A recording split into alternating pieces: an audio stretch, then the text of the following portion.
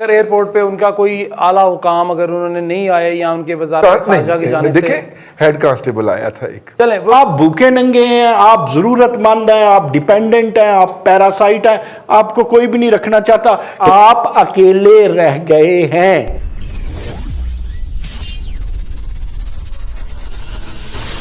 Hello guys, جے ہند، کیسے ہو دوستو؟ Welcome to my YouTube channel Hindustan special. چین کی طرف سے کوئی بھی ودیش منتری کو لینے نہیں آیا۔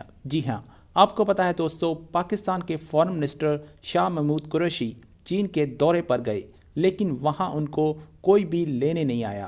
چین کی اور سے کوئی بھی ان کا ویلکم کرنے کے لیے موجود نہیں تھا۔ یہ ہے پاکستان کی اوقات۔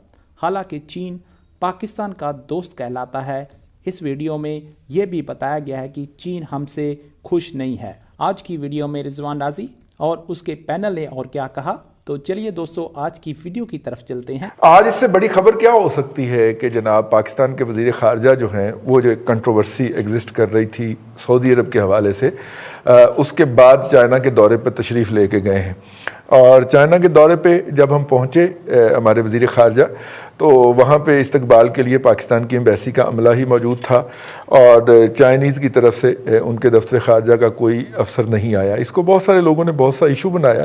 ہم ویسے بہت سارے، چائنا ہو یا سعودیہ ہو، ہم وہاں پہ پروٹوکولز پہ یقین نہیں رکھتے، اور اسی لیے جسے کہتے ہیں کہ بچھ جاتے ہیں، ہم بھی جائیں تو وہ بھی بچھ جاتے ہیں، وہ آئے تو ہم بھی بچھ جاتے ہیں۔ اس دفعہ جب وہ نہیں بچھے سعودیہ والے تو ہمیں بہت فیل ہوا، اور ہمیں اپنی بڑی بےزتی سی محسوس ہوئی کہ یہ کیا ہوا۔ مجھے ایک بات بھٹی صاحب، اس وقت پاکستان کا سب سے بڑا مسئلہ کیا ہے؟ معیشت ہی ہے نا؟ جی جی، اور ہم اپنے سب سے بڑے دوست، اور معیشت سے بھی بڑا مسئلہ یہ حکومت نہیں، معیشت ہے۔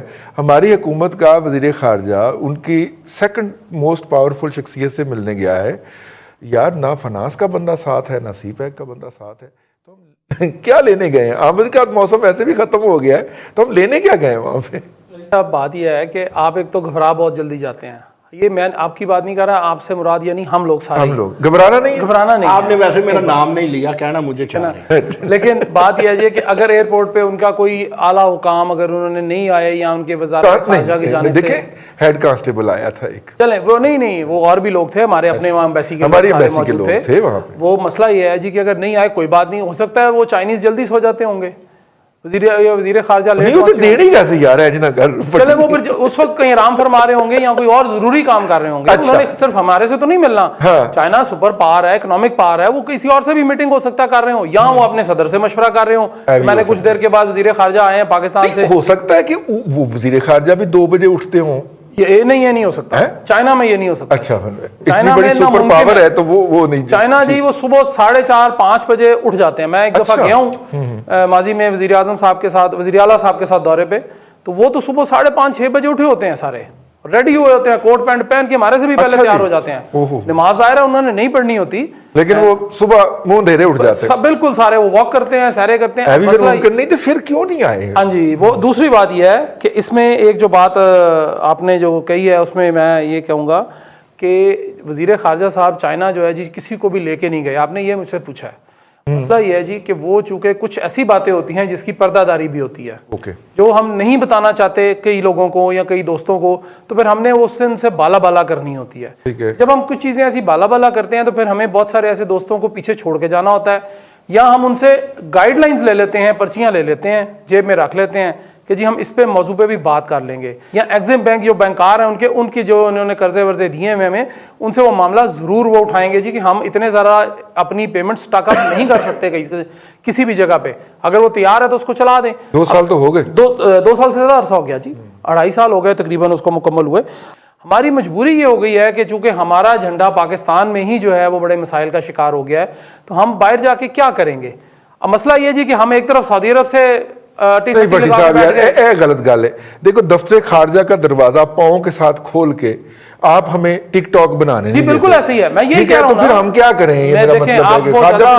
آپ زیادہ الیبوریٹ کر دیتے ہیں، میں نے تو مخصوص الفاظ میں اس کی نشاندہی کی ہے کہ آپ نے زیادہ کہہ دیا، چلیں ہم نے جھنڈا یہاں اس کو نہیں قدر کی، تو باقی تو دیکھیں رضی صاحب، جب میں اپنی عزت اپنے گھر میں نہیں نہ کرواؤں گا، بالکل ٹھیک ہے، باہر سے مجھے کسی نے آ کے نہیں عزت دینی ہے، یہ سمپل سی بات یہ ہے۔ 2 بہت بڑے تبصرہ نگار جو پاکستان کے ہیں، ان کا نقطہ نظر آ گیا ہے۔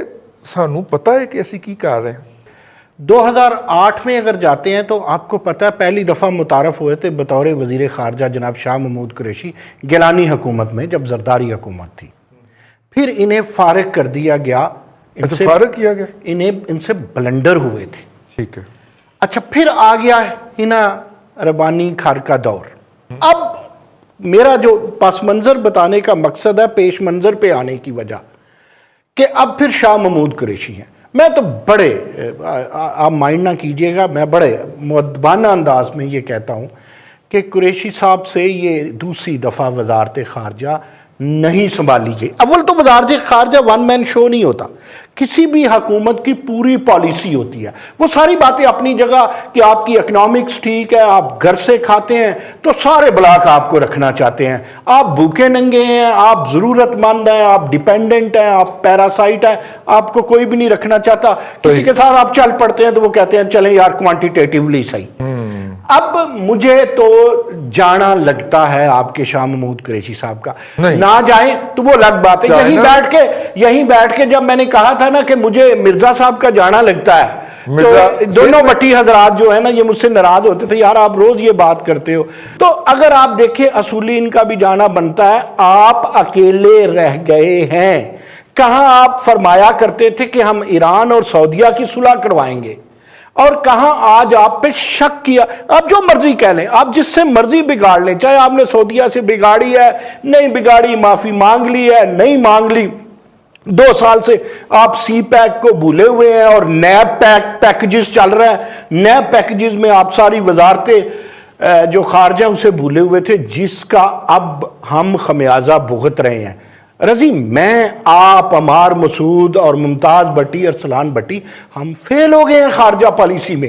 دیکھیں ملک فیل ہو گیا نا، اور فیل کرنے والا کون ہے؟ ایک ہم نہیں نام لیتے بڑے صاحب کا، مجھے پتا ہے کہ بڑے صاحب کی اتنی نہیں مانتے شاہ محمود قریشی صاحب، پتہ نہیں وہ ہم سے یعنی پاکستان سے کس بات کا دکھ لے رہے ہیں۔